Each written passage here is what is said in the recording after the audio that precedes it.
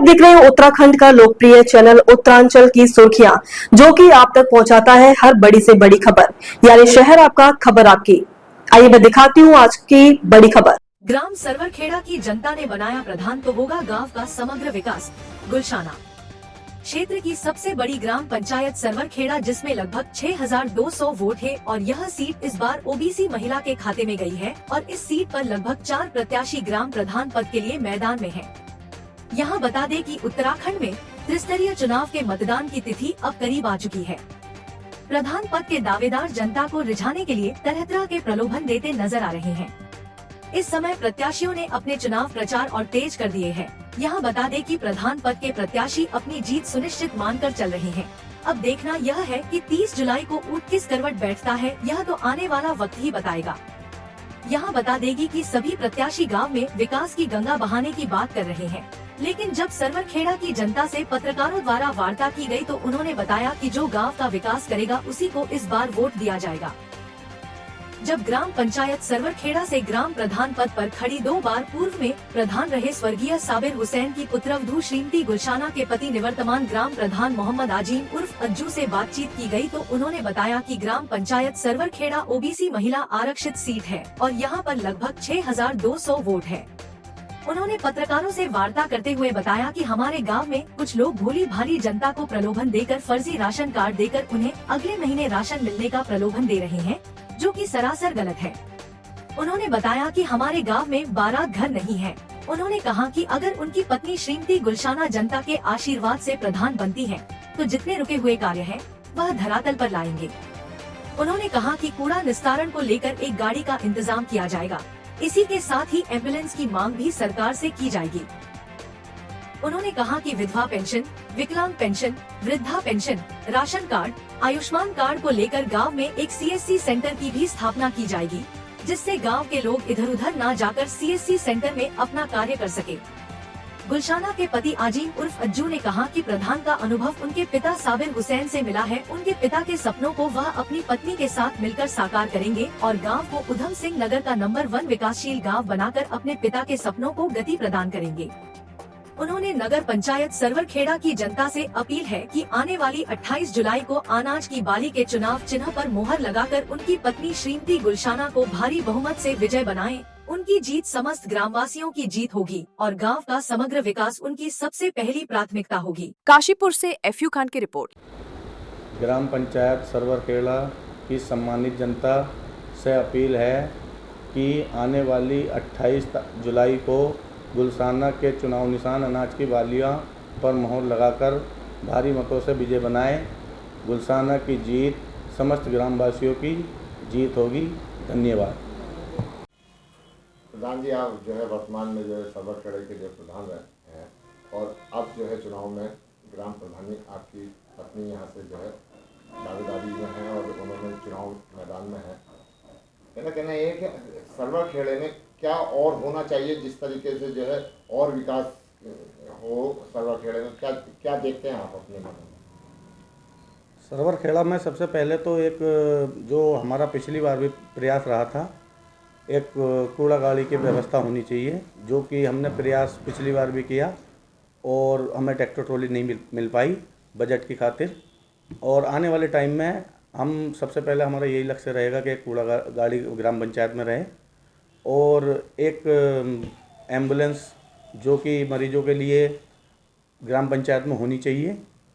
और भी कई चीज़ें हैं, जैसे हमारे ग्राम पंचायत में जगह जगह पानी भरा हो जाता है हल्की बरसात में भी, तो उनके लिए मेन नाले जो हमारे मेन बड़े नाले हैं, जैसे सरवरखेड़ा आरटीओ के जो मेन नाला है वहाँ बहुत दिक्कत परेशानी रहती है, तो उसको हम आने वाले टाइम में हमारी सोच ये चल रही है कि उसको जो मंडी के अनाज मंडी के उसके सामने जो नहर है उसमें मिला दिया जाए।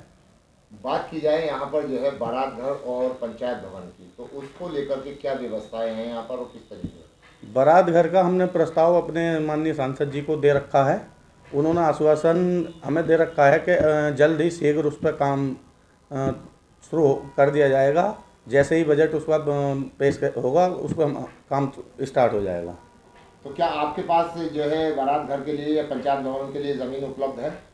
वो तो माननीय एसडीएम साहब को एक पत्र दे दिया जाएगा। जहाँ मौके पर ज़मीन काफ़ी है अब भी ग्राम पंचायत में, उसकी नॉलेज हमारे मान लो लेखपाल जी को ज़्यादा है, हमें इतनी नॉलेज नहीं है। लेखपाल जी वो जहाँ मुहैया कराएंगे वो एसडीएम साहब को एक अर्जी पर मिल जाएगी। बात की जाए शौचालयों की, शौचालय किस तरीके से संचालित है और कितने शौचालयों की और आवश्यकता है? शौचालय लगभग ग्राम पंचायत में लगभग 100-125 शौचालयों की और आवश्यकता है, जो लोगों को, गरीब परिवारों को मिलनी चाहिए। उसके लिए भी हमने लिस्ट कई बार ज़िले में भेज दी है, लेकिन गवर्नमेंट अपनी तैयारी कर रही है। हाल ही में पता चला है कि बजट पेश होगा और लोगों को उसका बजट मिलेगा।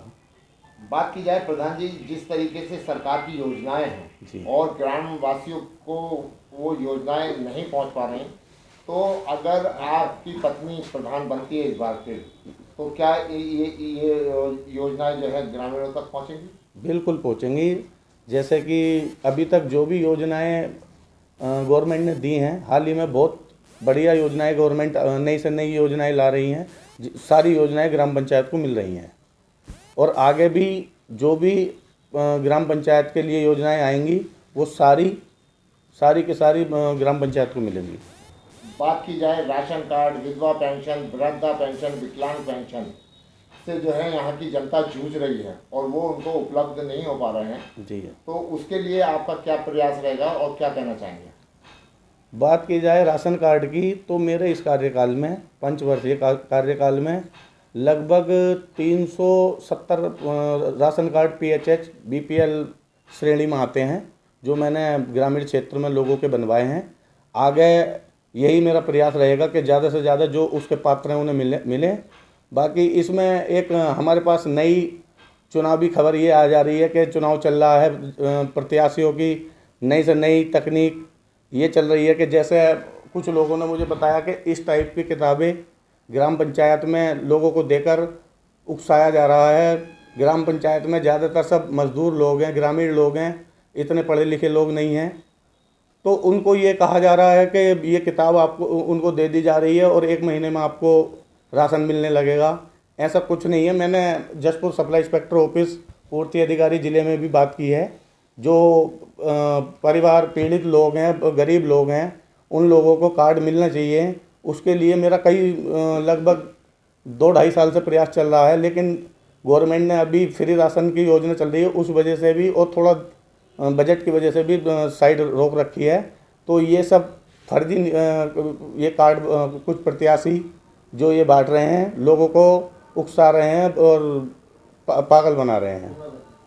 बात की जाए जिस तरीके से अंत्योदय में और जो है APL BPL कार्डों को जो है पात्र लोगों तक नहीं पहुंच पा रहा है, जो अपात्र लोग हैं उनको मिल पा रहे हैं, तो अगर आपकी पत्नी यहाँ प्रधान बनती है तो क्या प्रयास रहेगा आपका? इसमें मेरी पहले भी सप्लाई इंस्पेक्टर जो हमारे यहाँ जसपुर बैठते हैं उनसे बात हुई थी कि एक इसमें टीम बना दी जाए जो पर्सनली उसमें जांच कर जो जिसका अधिकार हो उसे मिलना चाहिए। हमारा पहले भी यही प्रयास रहा था और आगे भी हमारा यही प्रयास रहेगा कि जो पात्र हैं उन्हें उसका पूरा हक मिलना चाहिए और आगे जो उसके पात्र रह जाएं उनको भी गवर्नमेंट ये अलॉट करना चाहिए। आपने बहुत अच्छी बात कही कि कूड़ा को लेकर के जो है गाड़ी की व्यवस्था की जाएगी, मगर कूड़ा निस्तारण को लेकर के क्या है, क्या जगह कहाँ डालेंगे, कूड़ा किस तरीके की जो व्यवस्था है? कूड़ा निस्तारण के लिए मैंने कूड़ा केंद्र इसी कार्यकाल में बना रखा है, लेकिन गाड़ी की दिक्कत गाड़ी ना होने की दिक्कत से कूड़ा नहीं पड़ पाया। आगे हमारी कोशिश यही रहेगी कि सबसे पहले ग्राम पंचायत के लिए कूड़ा गाड़ी का प्रयास रहेगा और कूड़ा जो हमारा कूड़ा केंद्र है वहाँ डलेगा। ब्लॉक से गाड़ी आती है, वो अपना लेकर चला जाएगी। जिस तरीके से शहरों में जो है डस्टबिन जो है घर घर रखी जा रही हैं जी, और वो उसमें जो है कूड़ा एकत्र होकर जो है गाड़ी निस्तारण कर देती है, तो क्या आपका भी प्रयास रहेगा कि घर घर जो है कूड़ादान रखा जाए? जो कूड़ादान हमारी इस कार्यकाल में भी आए थे वो हमने लोगों को बांट दिए हैं। वो जो हर घर बड़े कूड़ा जो चौराहों पर बड़े कूड़ादान जो होते हैं वो भी हमारे पास इससे पिछले कार्यकाल के जो पूर्व प्रधान रहे हैं उनके पास अवेलेबल हैं, वो रखे हुए हैं। अभी जब अगर हमारी कूड़ा गाड़ी चालू होगी तो हर चौराहे पर वो बड़े कूड़ादान भी रखे जाएंगे और घर घर छोटे डस्टबिन भी रखे जाएंगे, उन्हीं से कूड़ा निस्तारण कर दिया जाएगा। एक लास्ट सवाल ये है कि अगर आप खबरों में अब तक के लिए बस इतना ही। फिर मिलेंगे नई खबरों के साथ, तो हमारे चैनल को लाइक और सब्सक्राइब करना ना भूलें। जय हिंद, जय उत्तराखंड।